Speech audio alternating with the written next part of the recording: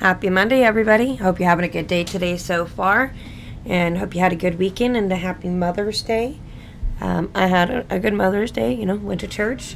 Well, we always do on Mother's Day and Father's Day because they always land on a Sunday, it seems like. I think that's right. Isn't that right? I'm not sure. But, if it does, that's where we go. So I had a good time. I wanted to get on here, and I wasn't really sure what I was going to talk about, but there was an encounter that I had on Twitter that I decided I would talk about. But first, I watched the CNN Trump town hall, which I thought was amazing. He obliterated Caitlin Collins, and I wish that someone in the audience would have asked her to just please shut up. You say it's important for us to hear these answers to our questions so we can know how to vote, but you won't shut up long enough to let him tell us what his answers are.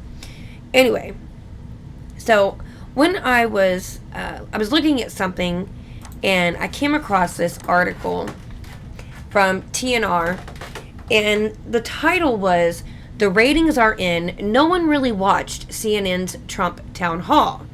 Says it seems that Trump's tired routine isn't all that interesting to Americans anymore." Okay, this is by Tori Otten. Now, she must not be living in reality, and I'll tell you why. But I want to take a look at what she wrote, because she said, CNN's decision to host a town hall with twice impeached, criminally indicted, convicted sexual abuser Donald Trump did not pay off, with the event garnering just a mere fraction of the former president's previous viewers. First of all, he was not he's not a convicted sexual abuser. That trial with E. Jean Morgan, who that I since learned from Mr. Reagan, that she stole the story from an episode of Law and Order SVU, it was battery and defamation. So a huge difference there. If you haven't seen the video, go to Mr. Reagan's video and watch that woman regale you with her story of what happened at this, what is it, Bergdorf Goodman, something like that, I don't know, probably an uppity, well-to-do department store that I would never be able to afford. It's a great story, and then go watch the clip of it coming from Law and Order. It's amazing. Now, she was questioned about that, because I thought, well, what if she's confronted with that? What is she going to say? She was questioned about that in court, and she said that it's absolutely astonishing that they would have a story that was just like hers. She knows about the episode, but she's never seen it, but it's absolutely amazing and astonishing that they would have a story that was like hers. Anyway, moving on. The Wednesday night event was jam-packed with some of Trump's greatest hits: lies, misogynistic attacks, election conspiracy theories, and insults leveled at anyone who tried to fact-check him. Except that Caitlin Collins was not fact-checking. She was actually just giving out blatantly false lies. If you don't want to take the time to go fact-check what she was saying is false, Badlands Media, I think it is, on Rumble, live streamed Trump's town hall, and they were pulling up the fact checks as the show went on in real time. Countless people in the news media, including CNN employees, have slammed the town hall and the network for hosting it. But even though many news outlets, the New Republic included, remain absolutely gobsmacked at the primetime train wreck we witnessed Wednesday night, it turns out that not that many people witnessed it with us. The town hall averaged just 3.1 million viewers. Now this says 3.1. I've seen several that said 3.3 million. So it's a give or take, but I'm going to use the 3.3. For comparison, almost 71.5 million people watched Trump win the 2016 election. In 2020, later, an average of 21.6 million viewers watched the Republican National Convention, far fewer than the previous election, but still miles away from Wednesday night. Now, I know that they're saying only 3.3 million people watched on CNN, but I will guarantee you that the majority of Trump supporters refused to bolster CNN, so they went and found alternative media outlets that were live streaming it and watching it through them, like going to Louder with Crowder and watching the live stream with them. Like I said, Badlands Media, watching the stream through them. And I bet you that's what a lot of his supporters did, so they couldn't give that support to CNN. That's got a sting for Trump, who cares deeply about television ratings. Throughout his presidency, he was obsessed with how many people tune in to watch his speeches, more so than the actual content of his speech. This gave us many reality television-style gems intended to attract more eyeballs, such as waving a Q-tip around during a coronavirus briefing or giving Rush Limbaugh the Presidential Medal of Freedom during the State of the Union. When everyone was either trapped at home or sick with COVID-19, Trump bragged repeatedly that his daily briefings got some of the highest ratings on television, and in February he posted an internal quote-unquote viewership report on Truth Social, claiming that the ratings for his visit to East Palestine, Ohio were off the charts, quote-unquote, even though no major network covered the trip. It's funny that someone so ratings obsessed got such terrible ratings, but an even better idea would have been not giving Trump that kind of platform in the first place. So, what I did is I went and I looked up ratings for CNN. Now, we know Anderson Cooper came on immediately after Trump's town hall. So, Anderson Cooper show. For the entire month of April, he got 782,000 views. That is for the entire month. That is a 2.2 million difference from Trump's 3.3 million just for the town hall at one night versus an entire month. Trump versus CNN primetime for the entire month of April. So CNN primetime for all of April, 587,000 views. Okay? Now, I think this is an average of every show that is on CNN, or it might just be one specific CNN, like the CNN News primetime. I'm not sure, because that's all it said was CNN primetime. But that's still 2.7 million more views for Trump just in one night versus an entire month.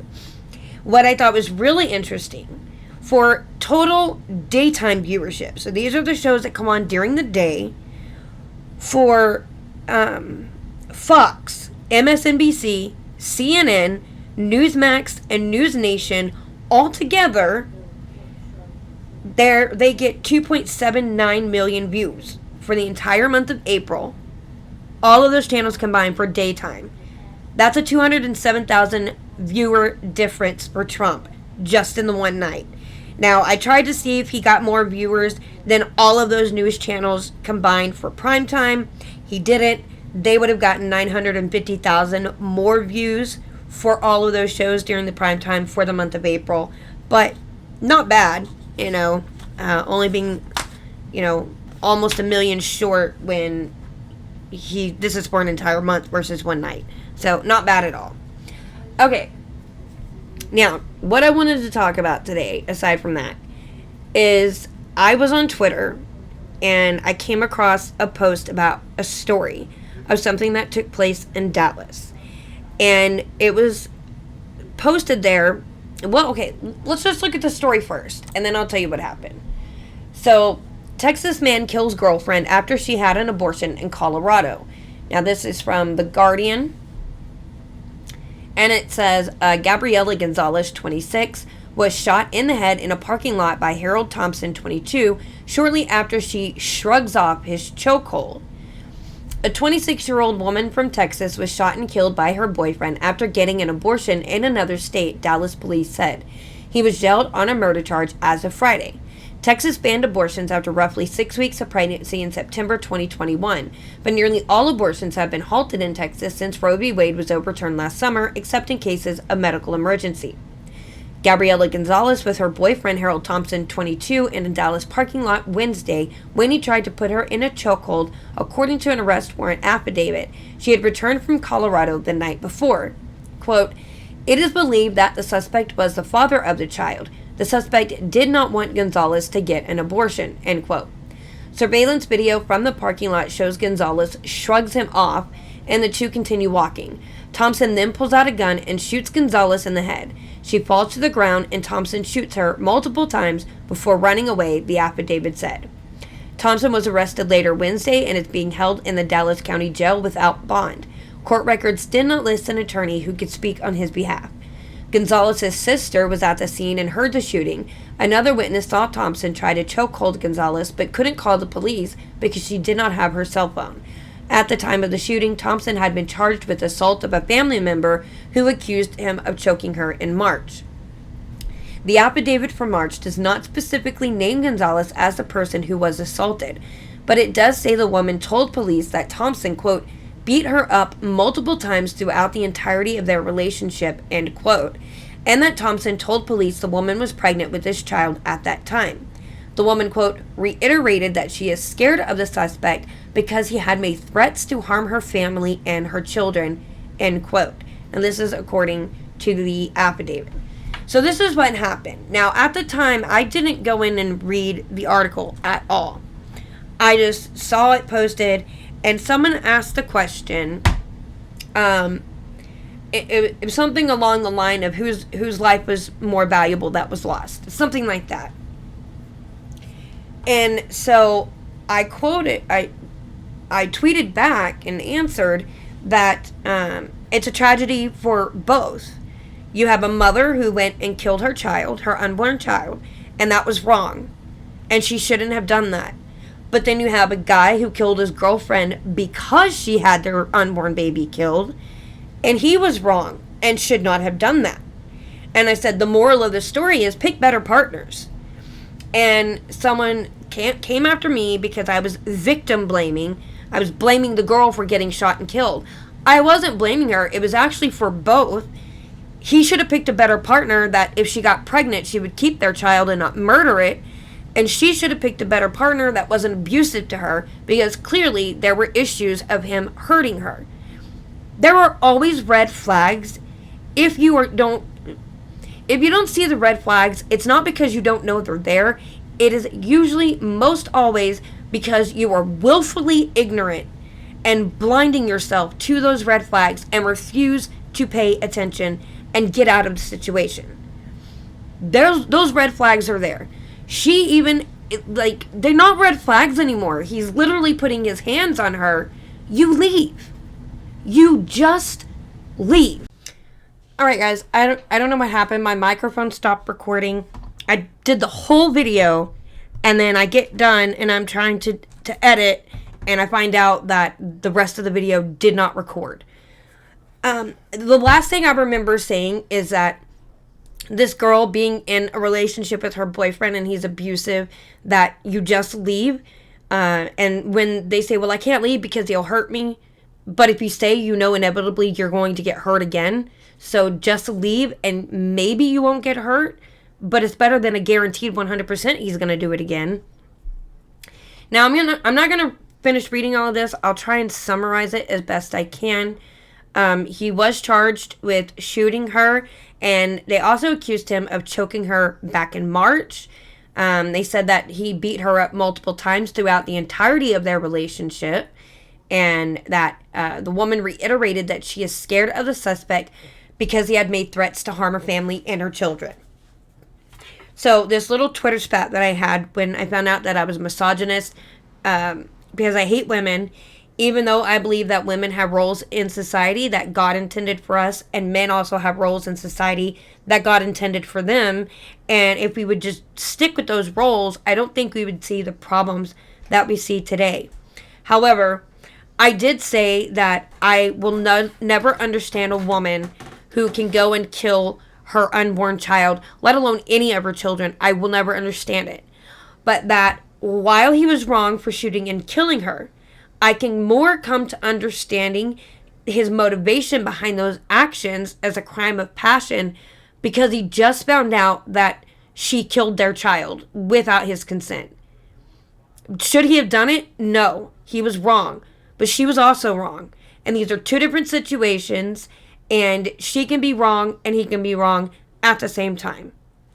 And so that's why I am a misogynist, and I don't care about people or women. Now, I was going to talk about the border because of the influx of everybody coming in, and especially of how much it impacts us here in Texas. It is a huge burden for them coming into our state. But I did see this where Mayorkas said that Border Patrol encounters were down by half since Title 42 expired. Now, he said that there was about 6,300 encounters that took place on Friday, And then on Saturday, it was about 4,200. So it marked a decrease from over 10,000 reported before the end of Title 42. Now, he said this on CNN. He said that it was credited with a vitally important message, encouraging people arriving at the border to take legal pathways. And he said that Biden expanded that in an unprecedented way. Now, he was also talking about the stiffer punishments under Title 8, which can include deportation, a 5-year ban on entry, and possible criminal prosecution. Yeah, right. But he did concede that it is still early. And when he was asked when asked by State of the Union anchor Dana Bash whether the surge at the U.S.-Mexico border has peaked. So Republicans are quick to fault what they say is the government's open border policies ahead of what many expected to be a large influx of illegal crossings, which we do see that, and it's mostly like military-aged men, 18 to 35, 40, something like that. I haven't seen a lot of women and children. Representative Ruben Gallego of Arizona, he's a Democrat, he said that the federal agencies, quote, have a time to plan, but their efforts have fallen short, end quote, when it comes to helping border communities. Now, Mayorkas said that he respectfully disagrees with that, and that he believes that the Biden admin, that he does not believe that the Biden admin has fallen short. He wouldn't respond to that. But that he did say that they deployed thousands more personnel and resources to assist Border Patrol. He said, it's extraordinary what we've done over the past 18 months or so.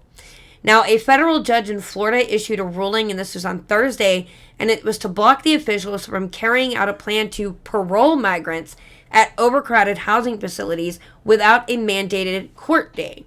And this said, the White House said that they called this sabotage and very harmful.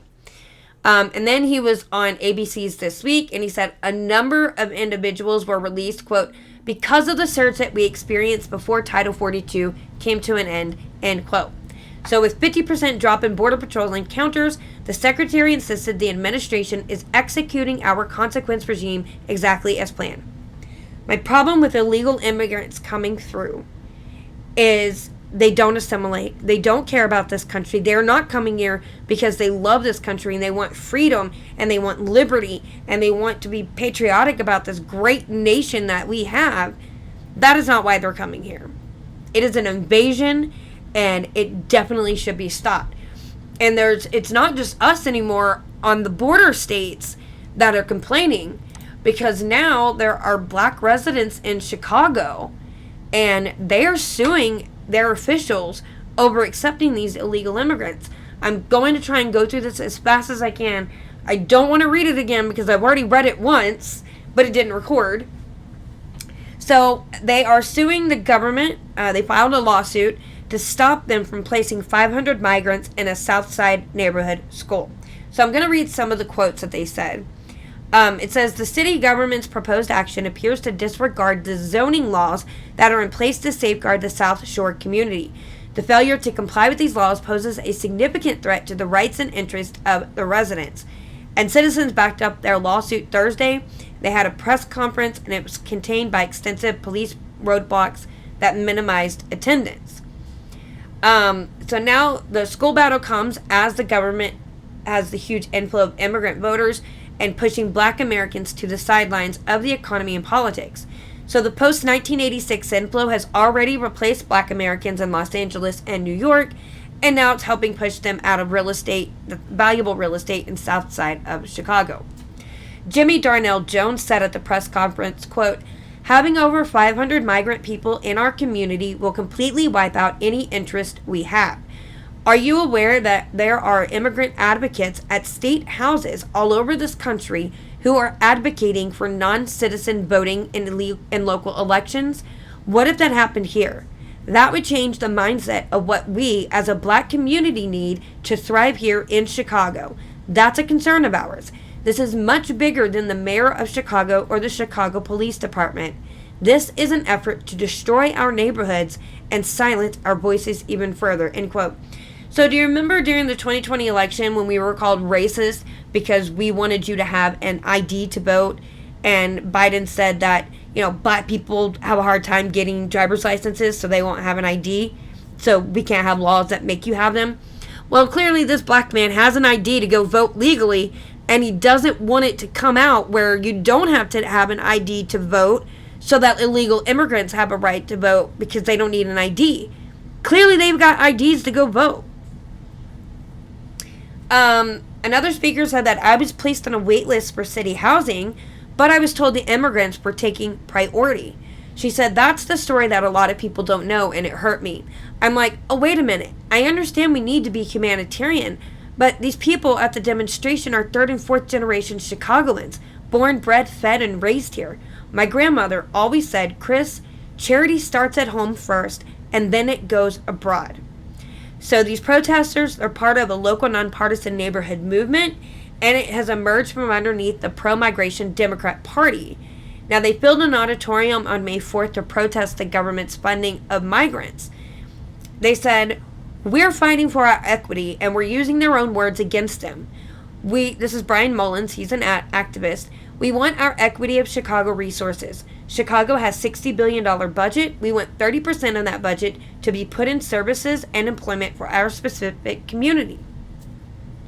He continued to say, as the city officials were favoring the fast-growing immigrant community, he emphasized his identity as a non-immigrant, quote, foundational black American. He continued to say, we see how employment is in hiring positions as well as the overall change in City Hall is favoring the Latino population. Our governor, J.B. Pritzker, has even made the head of the Democratic Party a Hispanic woman when it has historically run by black Americans for the last 2 years. Now we have a Hispanic woman as the head of the Illinois Democratic Party. We are 30% of the population and vote 96% for Democrat, but we're not getting an exchange for our vote. We're now trying to get black people to understand the vote is in exchange for resources, not just some arbitrary thing. 30 years too late, but that's where we start now.